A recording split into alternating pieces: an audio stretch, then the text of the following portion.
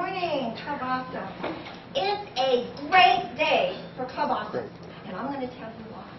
Because we're alive, and we're here on this beautiful morning. We're all learning, and we're enjoying each other's company. And most of all, we get to talk about music. Mr. Toastmaster, fellow Toastmasters, most welcome guests. I love music. If you like music, raise both your arms up. Take a deep breath, and as you exhale, slowly let those arms go down. That's how music is. It's relaxing. It's enjoyable.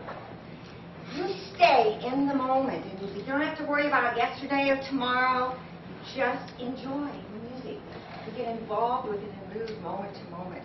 It's very soothing for the soul and the mind. It's great. Well, about 5 years ago, I was at the Miami Art Fair, and I heard this music coming out of the speakers that they have along the streets. I was determined to find the source of that music because it hit my heart. It took me about 20 minutes, and I found a man playing the hammered dulcimer. This, ladies and gentlemen, is a hammered dulcimer. I fell absolutely in love with the sound of this instrument. I was determined to have one, so I went home, I got on the internet, and then I realized that these are all handmade, so they all are a little different, made with different woods, different strings. I had to touch it in order to buy it, so my husband drove me all the way to Texas so I could play, and I'm a neat husband. He let me do that. And I bought this. This instrument has a fabulous history. They actually found traces of this in Neolithic digs 2,000 years ago. They've also found traces of this in almost every country in the world. In Iran and in China nowadays, they use this instrument, although it's a little bigger, has more strings, and in the orchestra as a classical instrument. But most of the time in most other countries, it's a folk instrument. And this, well, I had two really good teachers. This is one, beginning hammer dulcimer, and this was my other teacher. You can teach yourself hammer dulcimer. But you really, anyway, you play this instrument with hammers. The only way that you're going to really experience this is by listening to how it sounds. This is an extremely versatile instrument. The first tune I'm going to play is from about the 17th century. It's called Drunken Sailor. It's come true. One of the things that I've learning about folk music is that I'm learning all kinds of history because these songs started somewhere, they told a story. And the stories have changed a little bit as they've come through the centuries and moved to different countries. I'm going to play it first with these hammers. On this side, it's just wood. So it's going to sound a little bit like a banjo, maybe. Then I'm going to turn it over to the leather side, and you're going to hear the difference a little softer, although I'm hitting it at the same. So this is Drunken Sailor, or at least part of it.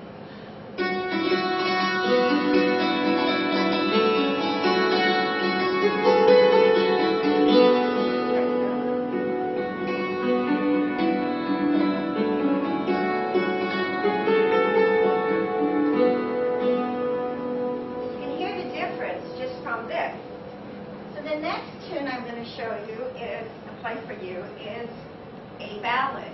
This ballad was written about 1700s, and it's a Welsh tune called Llewellyn On, and I'm sure I'm not pronouncing that correctly, but it's called Ash Grove now.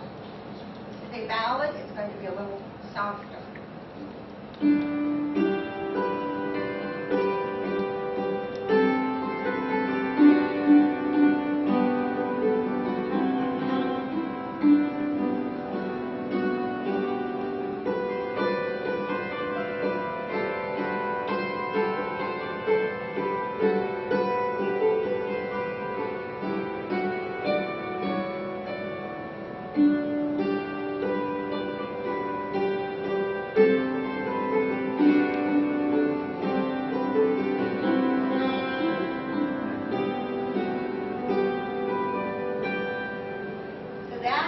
soft one. The next tune I want to play is a bit brighter. And this is going to be a short little melody of 3 tunes together. The first one is The Irish Washerwoman, written in about 1600, of course from Ireland, and it's traveled a long way. The second one is Sugar in Your Coffee. I thought that was appropriate for today. The third one is North Carolina Breakdown. These tunes are fiddle tunes. They're meant for dancing the square dance, the circle dance, or clogging. Nice, bright. If you want to dance, dance.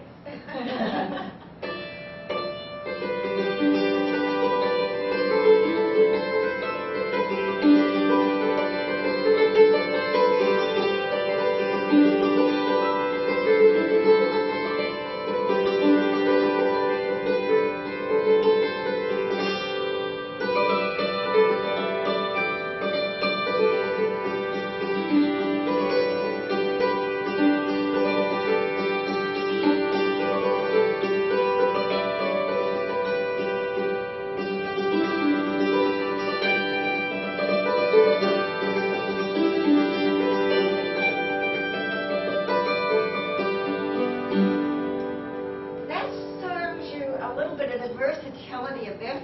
So you've completed Hammered Dulcimer 101. If you have any questions, please see me after. If you want to play with it, it's just great. And if anybody plays an instrument, or you sing, or even if you don't sing, or if you just want to come, you can come to my house every Wednesday night and we can jam, play some tunes, enjoy the music. But I want to leave you all with something that I learned from a music teacher when I was very, very young.